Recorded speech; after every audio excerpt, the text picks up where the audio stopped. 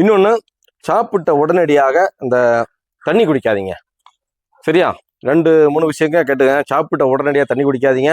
இன்னொன்று, பழக்கம் இல்லாதவங்க அதிகாலையில் டிஃபின் ஏதாவது சாப்பிடுறதுக்கு முன்னாடி சாப்பிடாதீங்க. ஹாய் ஃப்ரெண்ட்ஸ், அனைவருக்கும் வணக்கம். எங்கிட்ட நிறைய நண்பர்கள் ஒரு பலாப்பழம் வெட்டி ஒரு வீடியோ போடுங்கன்னு கேட்டிருந்தாங்க. ஆனால் மன்னிக்கவும், நிறைய லேட் ஆகிடுச்சு. நான் இப்போது என்னுடைய பலா மரத்துலேருந்து பழுத்து விழுந்த ஒரு பழத்தை எடுத்து வெட்ட போகிறேன். பெரிய காய் கிடையாது, ஒரு மீடியம் சின்ன காய் தான். பலாப்பழம் வெட்டும்போது டைனிங் டேபிளாக இருந்தாலும் எதாக இருந்தாலும் வெறும் தரையில் இருந்தாலும் அடியில் ஒரு பேப்பர் போட்டுங்க. காரணம், இந்த பலாப்பழத்திலிருந்து வெட்டும்போது ஒரு கரை வரும், அதாவது அதோட பால், அந்த பால் வந்து ஒட்டும் தன்மை கொண்டது. ஓகே, ஒரு சின்ன காய் தான் வெட்ட போகிறேன். கூடவே இதிலிருந்து வரக்கூடிய அந்த பாலை துடைக்கிறதுக்காக ஏதாவது ஒரு பேப்பரா ஏதாவது அது கூட எடுத்து வச்சுக்கோங்க. ஓகே, நிறைய பேர் பலாப்பழத்தை இந்த நீங்கள் இப்போ வீடியோலாம் இந்த பார்த்துருக்கீங்க, இந்த மாதிரிலாம் வெட்டுறாங்க. அதெல்லாம் முறை கிடையாது. அதெல்லாம் சும்மா பலாப்பழத்தை இந்த மாதிரி வெட்டணும். பார்த்தீங்களா, இது நல்லா பழுத்து விழுந்து, அதனால அந்த கரை இல்லை. நல்லா அருமையான நல்ல வாசனையா இருக்கு.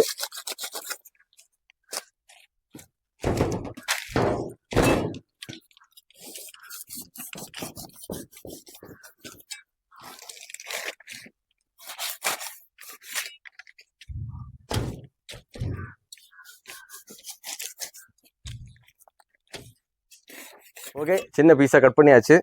இனி இது வந்து மடல் பகுதி வேஸ்ட்டு. நமக்கு இதை விட்டுறதுக்காக ஒரு பி ஷேப்பில் இந்த மாதிரி சரியாக விட்டுங்க. ஓகே,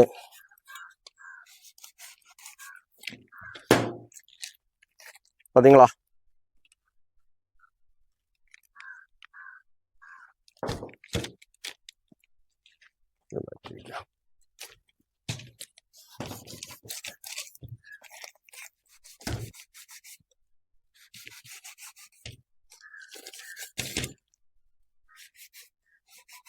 இது ஒட்டு பலாமரத்தை நாட்டு பலானா இது பால் வடிஞ்சிக்கிட்டே இருக்கும். இப்போ கூட கையில் பால் பட்டுருச்சு பாருங்க.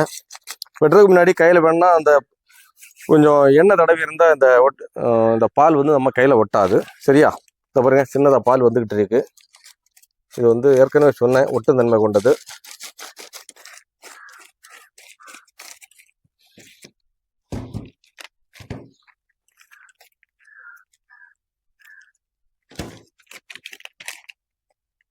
இந்த தண்டு பகுதி அறுத்த பிறகு பால் வருது பாருங்க. கிளீன் பண்ணுவோம்.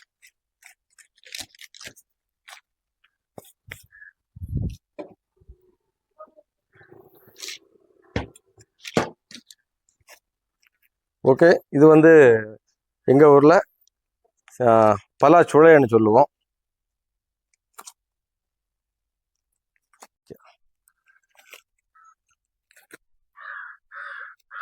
பலாப்பழம் வெட்டியாச்சு. இது வந்து வேஸ்ட் பகுதி.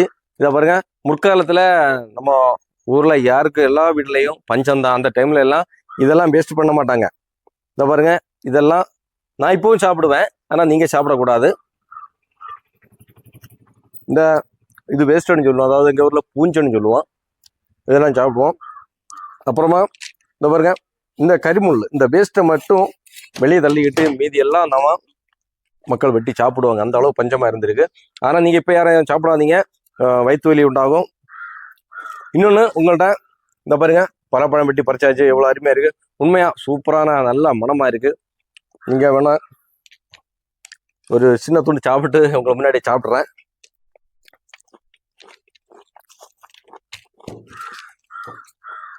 உண்மையாக அருமையாக இருக்குது. கண்டிப்பாக நீங்கள் ஒரு பலா மரம் வாங்கி நடும்படி உங்கள்கிட்ட கேட்டுக்கொள்கிறேன்.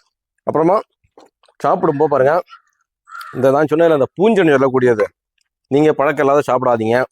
அப்புறமா பேக்கிங், இந்த பகுதியை வந்து பேக்கிங் பாருங்க. இந்த பேக்கிங் நாங்கள் சாப்பிடுவோம். உள்ள சொட்டு தேனும் இருக்கும், ஆனால் நாங்கள் சாப்பிடுவோம். நீங்கள் பழக்கம் இல்லாத சாப்பிடாதீங்க. இன்னொன்று, சாப்பிட்ட உடனடியாக இந்த தண்ணி குடிக்காதீங்க. சரியா? 2-3 விஷயங்கள் கேட்டுங்க. சாப்பிட்ட உடனடியாக தண்ணி குடிக்காதீங்க.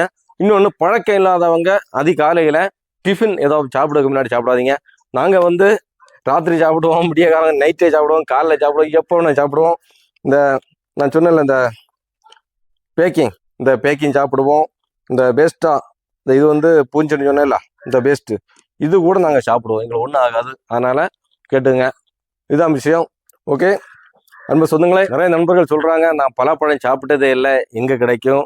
நீங்க கண்டிப்பா இங்க கன்னியாகுமரி மாவட்டத்துக்கு வாங்க. கன்னியாகுமரி நூற்றுக்கணக்கான நர்சரி கார்டனுக்கு வீட்டுக்கு வீடு ஒவ்வொரு பலாமரம் கண்டிப்பா வைங்க. ஏன்னா நம்ம தமிழ்நாட்டிலே இந்தியாவில் இருந்துக்கிட்டு அதுவும் தமிழ்நாட்டில் இருந்துக்கிட்டு பலாப்பழம் பார்த்ததில்லை சாப்பிட்டதில்லை அப்படின்னு சொல்றது ஒரு வருத்தத்துக்குரிய விஷயம். கண்டிப்பா நீங்களும் வீட்டுக்கு வீடு ஒரு பலாமரத்தையாவது வாங்கி தடுங்க.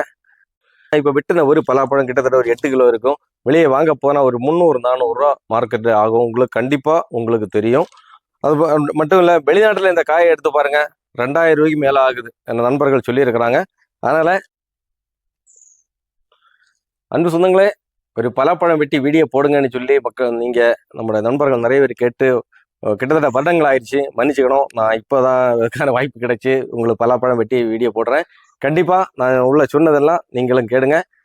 கண்டிப்பாக நீங்களும் ஒரு பலாமரம் நடுங்கன்னு பலவாட்டி சொல்லிடுறேன். கண்டிப்பாக நடுங்க. ஓகே அன்பு சொந்தங்களே, என்னோட இந்த வீடியோ பிடிச்சிருந்தா லைக் பண்ண மறந்துடாதீங்க. என்னென்ன சாப்பிடணும் எது சாப்பிடக்கூடாதுன்னு சொன்னேன் அதையும் மறந்துடாதீங்க. இன்னொரு வீடியோவில் சந்திக்கும் வரைக்கும் அனைவருக்கும் நன்றியுடன் வணக்கம். Bye bye.